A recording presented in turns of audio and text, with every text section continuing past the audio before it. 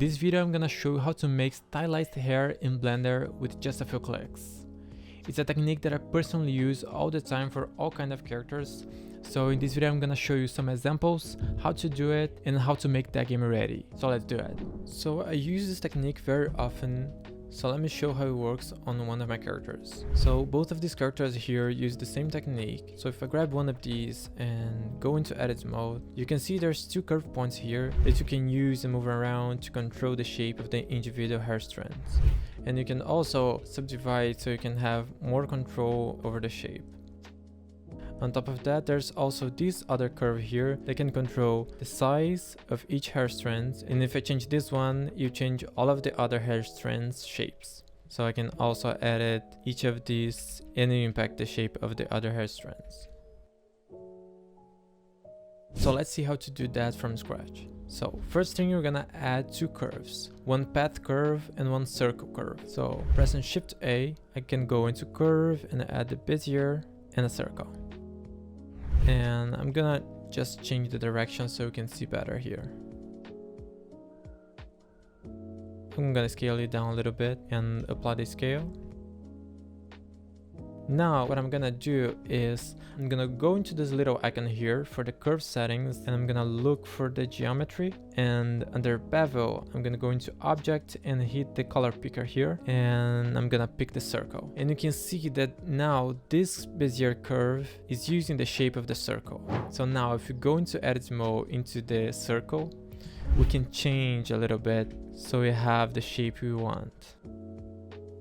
I'm gonna do something like this, and I can scale it down a little bit so I can have some sharper edges. Go into the individual origin so I can do both of them at the same time. And perfect. Now that I did that, I can go into my bezier curve and I can move around so I can have the shape I want. I'm gonna subdivide it so I can have more control over the shape.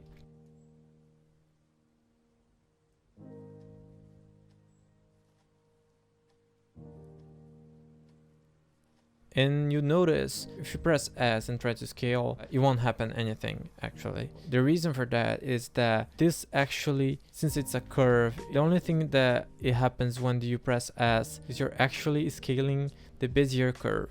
If you want to scale the size of this curve point, you have to press Alt S, and you can do something like this. So the way I like to do is to have a few more subdivide. Around 4, I'm okay with around 4. I think it's enough control. What I like to do is I'll go with this one until it's almost 0, and I'll check that afterwards when I convert this to mesh. And I'm gonna make this blend a little bit better with the rest of the curve points. And what I like to do is to make the endings of the curves to be smaller than the rest of the curve. For the hair strand to get a little bigger, the rest of the body of the strand here on the beginning, on the second point.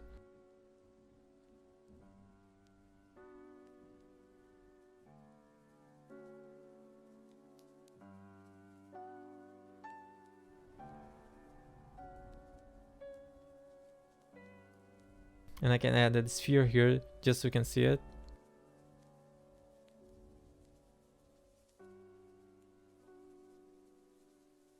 And you can just position them and scaling so we can work with what we're trying to get this strand on. Howdy, stranger. And by duplicating this with Shift D, I can just go into edit mode and have a completely different hair strand.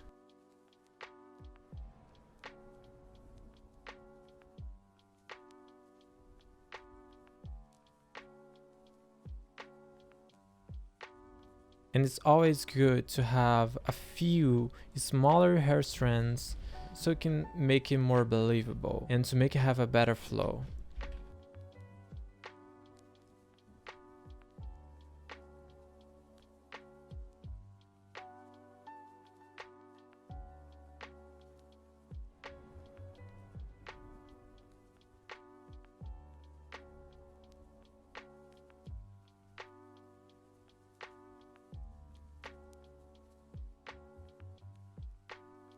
So you might be wondering if this is game ready, and at first it's not. You have to make this be ready for our games. I'm gonna just hide this sphere here very quickly, and I'm gonna isolate these ones. And if I go to the wireframe here, it is just too high poly for us to be able to bring those into our games. So the way I like to manage that is I'm gonna isolate these ones, but I'm gonna do just on one just for show. And yeah, I can like rename this one for hair strand high. This one is meant to be the high poly one, so it doesn't really matter if it's too much triangles. So I'm gonna isolate this one, and if I duplicate this one, I can just change its name so it's low poly now.